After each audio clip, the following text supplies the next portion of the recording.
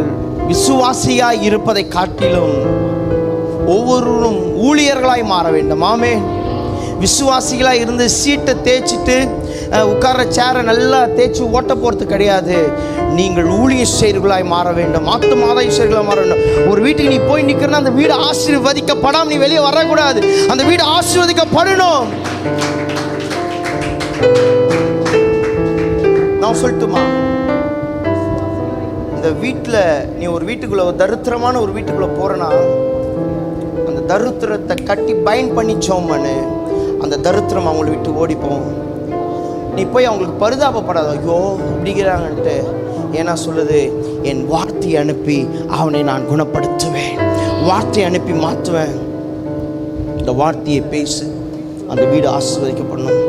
உன் வீடு ஆசீர்வாதம் இல்லாத அப்படி இருக்குது காரணம் என்னன்னா, உன் வீட்டுக்குள்ளே சத்திய வார்த்தை இல்லை, சத்திய